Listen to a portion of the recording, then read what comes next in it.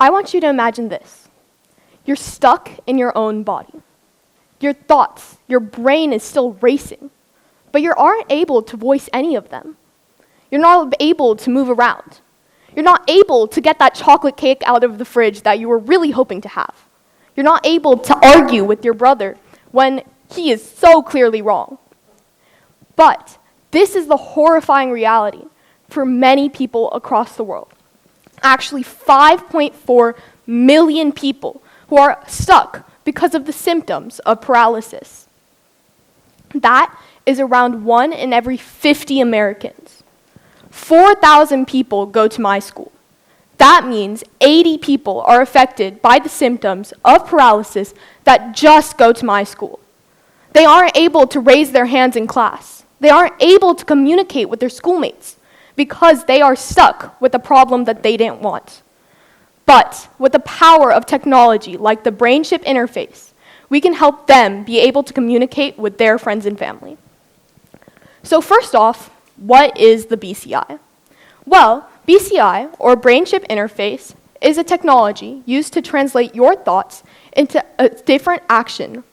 So, for example, you can have the thought to move a robot, and you can do so just with the use of the BCI.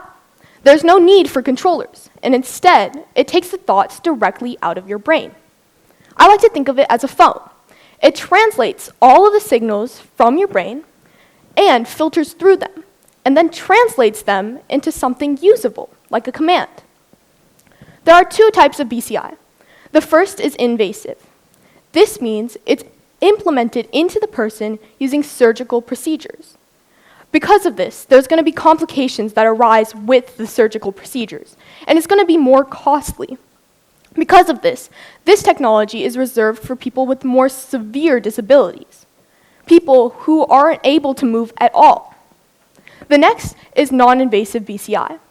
This means that they do not require surgical procedures to use for the patient. This is going to be reserved for people with less severe disabilities or people who want to use it for recreational purposes. Because it's not directly implemented into the brain, it is going to pick up weaker signals, and it's not going to be as strong as the invasive BCI.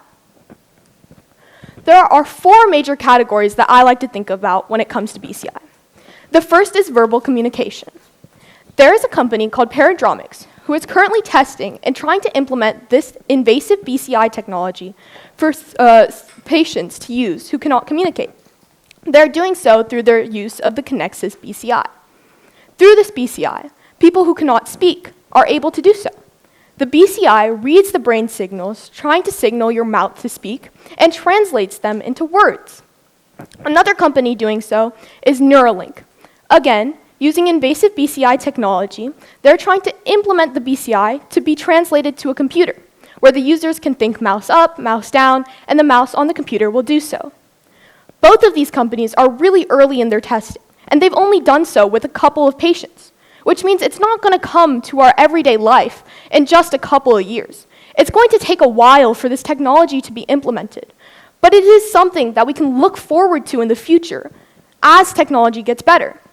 In fact, Neuralink actually uses a robot to do their surgeries, which can limit the amount of mistakes done. It's also important to note because the technology is so small. In fact, it's smaller than a thread of hair. This is so important because as the world progresses, our technology is going to get better and better.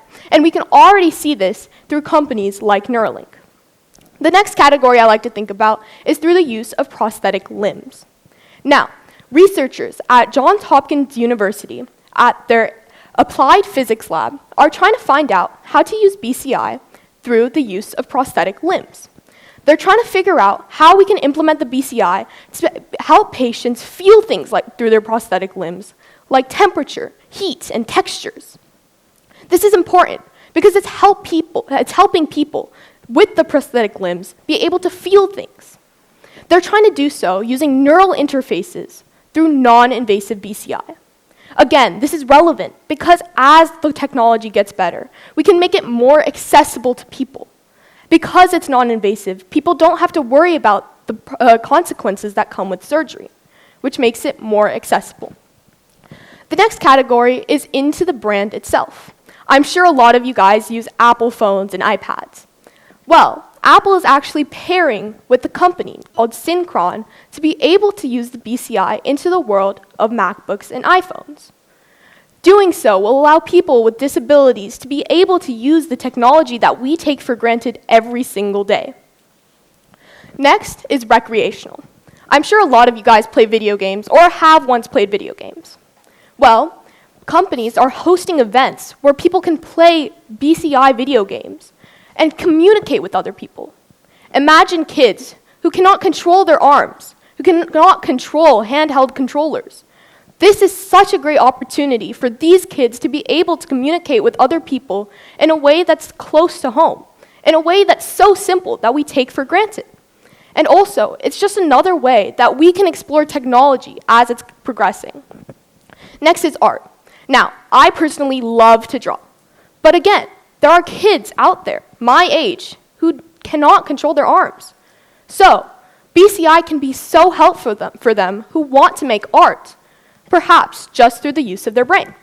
In fact, there's a user online who actually listens to music, and while she does so, the BCI that she wears turns her brainwaves into actual art. She makes digital art while listening to music, just by the use of her brains, not using her arms at all. It's so important to note that communication comes in so many different forms, whether it be through video games, art, or just speaking itself. BCI can reshape how we communicate. So, what does the future have to hold? Here are some of my hopes for the future. First, I want BCI to be more accessible and cheaper to people. As the world develops, technology is going to be cheaper. We're going to find ways to do things faster. And by doing so, we're going to be able to make BCI more accessible to other people. Like I said, there are already companies who are starting to use robots to do surgeries. This can limit the amount of mistakes and perhaps help more people get access to the BCI technology. Additionally, like I said, researchers are trying to find ways to make BCI non-invasive. This, again, will help more people have access to the technology that they might need to communicate every single day. My next hope is to cure neurological diseases. What if the BCI could act as a bridge where it filters through the missing parts in our brain and actually fill in places where people might need help? For example, say you have a relative who has Alzheimer's disease. They can't remember every single detail. But with the BCI, perhaps one day they'll be able to fill in those gaps in their knowledge and be able to remember things again. Lastly, I want to help use BCI to monitor the possibility of brain disease. We can use the brain signals directly from our brain and monitor the possible symptoms that people are facing. By doing so, we can have a deeper understanding of how our brain works and how we could potentially solve these problems. By monitoring how the brain is at a certain point in time, we can better understand how we can help our patients. So, my hopes for the future. I hope that as we progress, we're not scared of technology. Instead, we embrace it. It can help people every single day with problems that we may not even consider. BCI is a tool to help us understand other people. It's not our foe. Though we might be scared of technology as it progresses, it's not something we should fear. Instead, we should embrace it. BCI is fundamentally reshaping how we consider communication.